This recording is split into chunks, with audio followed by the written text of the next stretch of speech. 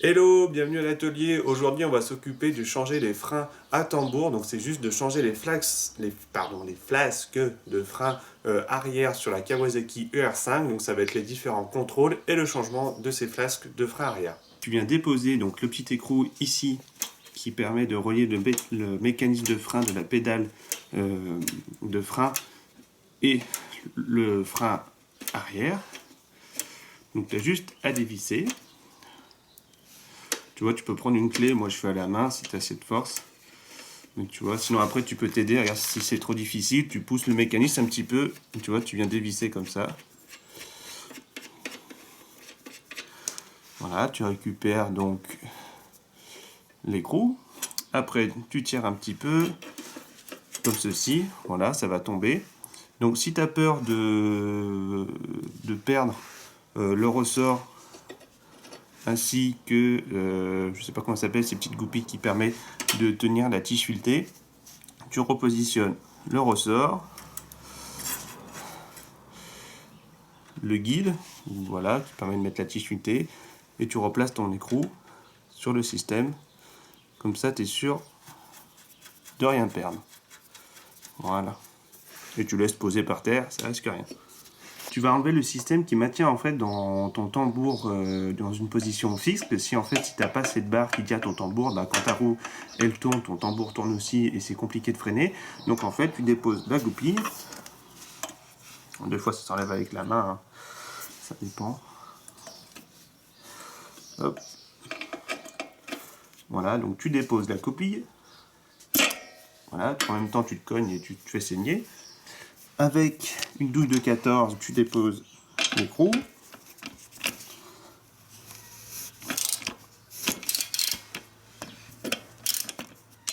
Voilà, tu déposes la vis. Ça, tu peux laisser comme ça gêne pas. Et après, tu rassembles la vis avec l'écrou. Ou le boulon, je sais jamais. Je crois que l'écrou, c'est les deux, mais je sais jamais. L'écrou, le boulon sur la vis. Et après, comme ça, tu perds rien. Là, tu vas déposer, desserrer le contre-écrou de ton tendeur de chaîne. Voilà, tu desserres l'ensemble. Tu desserres là aussi. Donc il y en a qui comptent le nombre de tours, de machin, de trucs pour que ta roue soit droite. Après, si tu as des yeux et tu sais te repérer, tu as des repères sur le bras oscillant et ça va très bien. Tu fais la même chose de l'autre côté. Donc avec du 12, tu viens desserrer l'écrou qui bloque et l'autre, l'écrou de réglage. Voilà, tout simplement, tu desserres. Avec une pince, tu viens enlever la goupille de l'axe de roue arrière. Hop. Avec une clé assez grande, tu viens dévisser le boulon qui est ici. Voilà. Donc là, c'est du 24. Des fois, il se peut que tu aies besoin de l'autre côté de l'axe de prendre une clé de 17 pour maintenir l'axe, mais des fois, il n'y a pas besoin. Là, tu vois, j'ai regardé de l'autre côté. L'axe, il ne bouge pas de l'autre côté, donc tu vois, tu desserres. Tout simplement. Le boulon. Voilà, ou l'écrou, je ne sais jamais, à chaque fois je vais dire les deux, je pense que je vais mourir sans le savoir. Tu déposes le repère pour tendre ta chaîne. Pour que ce soit moins chiant à porter, pour déposer ta roue arrière, tu te mets une petite cale en bois en dessous. Avec un maillet ou un marteau, c'est plus sympa un maillet, tu tapes sur l'axe de roue. Voilà. En même temps, tu soulèves ta roue et tu tires sur l'axe. Voilà. Voilà, il faut soulever pour que ce soit à peu près droit quand tu retiens ton axe. Et tu récupères ton axe. Donc ça, là, c'est l'autre guide de tendeur de chaîne qui est ici.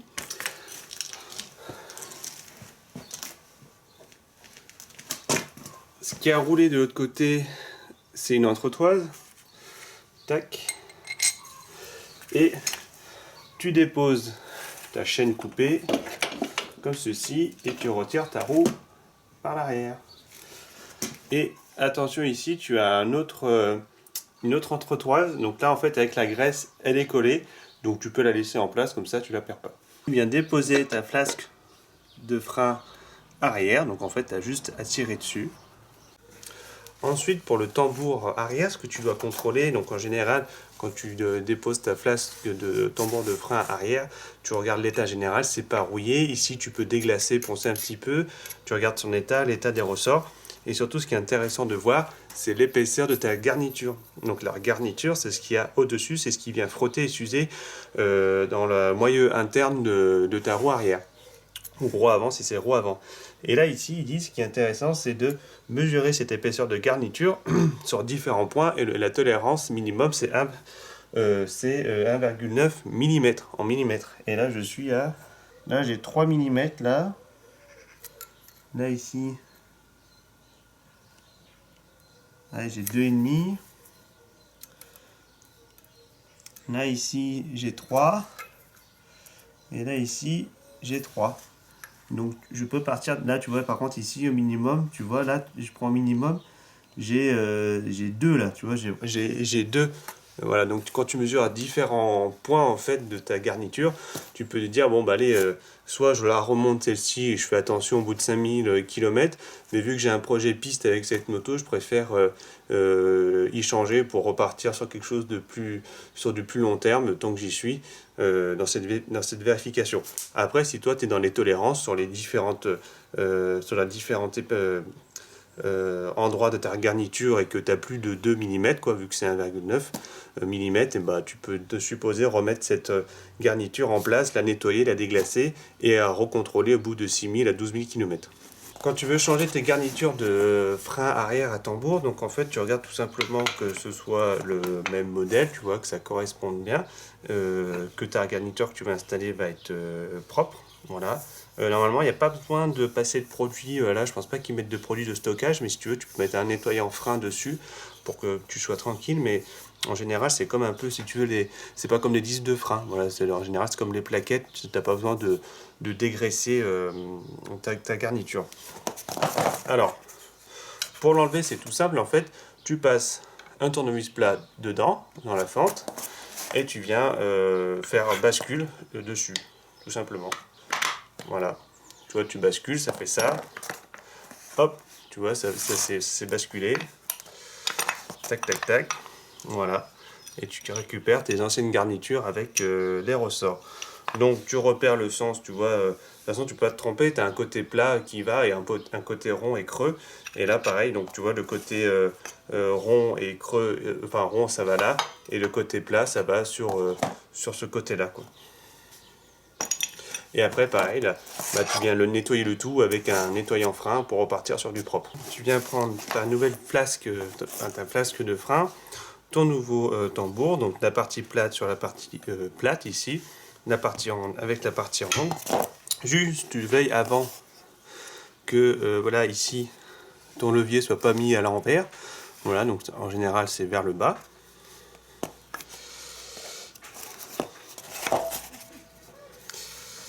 Tu viens déclipper comme ceci. Tu mets le bas, hop, hop, hop, hop. Tu fais tac comme ça, tu passes. Hop, tu viens positionner le système comme ceci. Tu bascules tout simplement. Voilà. Et voilà.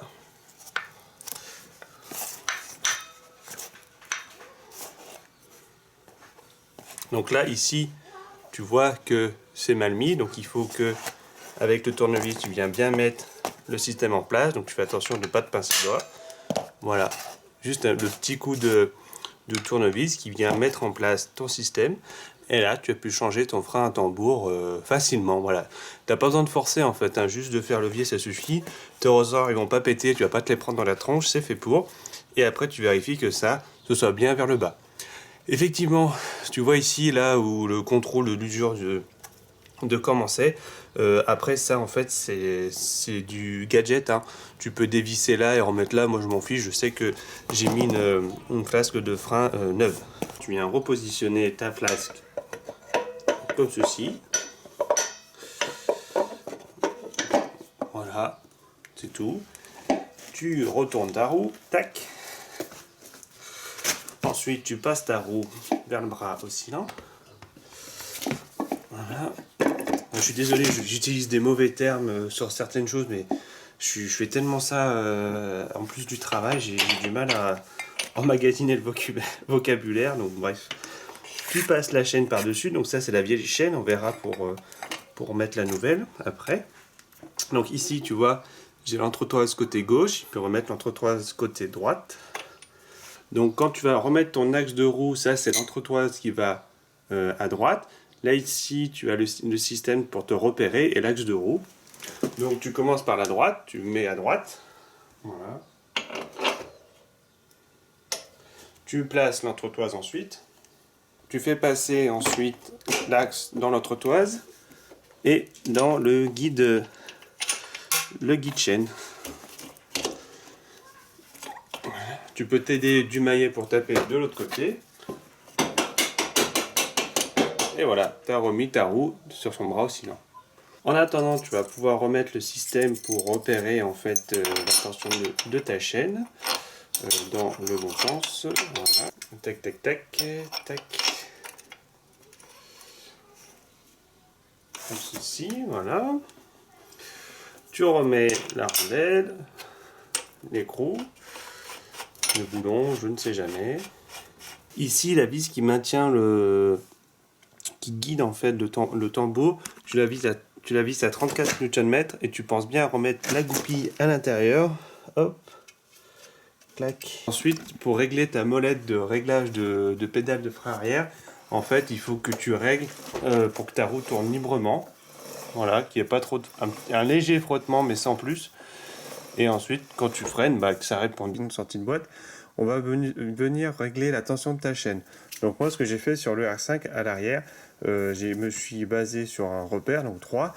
Et il faut que ta chaîne, sur le différent points, en général le point le plus dur, si je dis pas de bêtises, que c'est là où ça va se détendre de toute façon ta chaîne, il faut que tu aies un débattement de 3 cm à peu près, 35. Donc tu vois là, je prends le repère sur le mètre à 6,5, le bas de la chaîne, je vais le monter, donc tu vois 6,5, 5,5, 4,5 ça fait 2, et 3,5, tu vois là je suis à 30. Là, je suis à 30 de débattement. Après, tu peux contrôler sur un autre point, donc où c'est un peu plus mou. Là, pareil, ça fait, tu vois, là, 6,5, 5,5, 4,5, 3, voilà. Donc, tu vois, j'ai un débattement de 30 cm. Donc là, ma tension de chaîne est bonne. Si elle n'est pas molle, ça va forcer ou ça peut péter. Donc, il faut bien viser ça. Et dans 500 km à peu près, même 200, ça dépend comment tu roules, ta chaîne risque de s'être détendue, donc il va falloir que tu retendes ta chaîne à nouveau. Et donc pour contrôler la tension de ta chaîne, il faut que tu mesures le débattement. Donc en fait, j'ai oublié de te dire dans la partie d'avant, il faut que tu tires ta chaîne le plus bas possible et que tu remontes le plus haut possible. Voilà, faut pas que tu partes sur la position initiale de ta chaîne. Et le débattement, ça se fait en fait de là et là. Voilà, entre vraiment le mouvement, l'amplitude, le débattement maximum entre le bas vers le haut. Voilà, c'est vrai que dans la vidéo d'avant, je pars de là et je remonte juste comme ça. Il faut bien que tu fasses dans les deux sens pour que tu sois juste dans tes réglages. Sinon, la petite astuce du soir, quand tu es fatigué comme moi, que tu fais ça de nuit et que tu n'as pas trop les yeux en face des trous, moi ce que je fais, c'est que je prends en fait un mètre et pour savoir si ce côté gauche et droite, pour que ma roue arrière soit bien alignée par rapport au milieu du cadre, en fait je me fais un repère avec le mètre, tu vois, je mesure par rapport à ici l'extrémité au bras oscillant, pas le système de tension de la roue, et en fait je mesure et je compare de part et d'autre que ça fasse la même taille. Et là tu vois, j'avais 46 mm, de l'autre côté j'ai 46 mm, donc tu vois, en prenant les mêmes repères, donc je suppose que ma roue est alignée.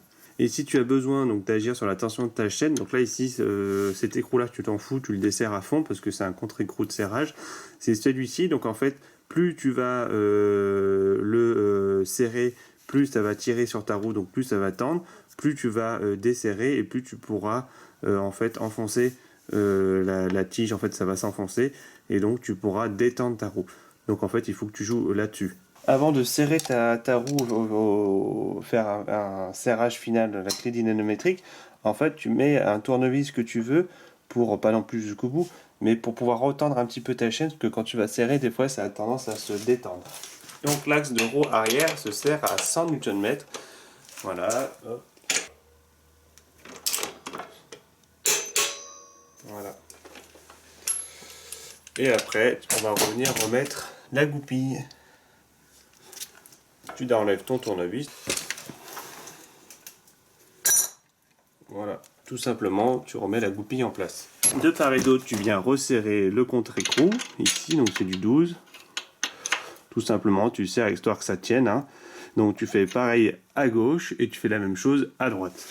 Une fois que tu as changé donc, tes flasques de frein arrière, donc au niveau de ton tambour arrière, et que tu as fait cette opération, quand tu prends la route, tout pareil, vu que c'est un organe de sécurité, les freins, donc pense le temps un petit peu de vérifier sur petite vitesse, moyenne vitesse, grande vitesse, sur une route dégagée en sécurité, que tes freins fonctionnent bien, que tu n'aies pas de surprise, que tu aies bien contrôlé la hauteur de ta pédale, le réglage de ta flasque de frein pour que tu n'aies pas de mauvaises surprises sur la route. Je te dis à plus, à bientôt, prends soin de toi, ciao, merci pour les vues, abonne-toi, like, commente, dislike, mets ce que tu veux, fais vivre la chaîne, je te remercie beaucoup et à bientôt.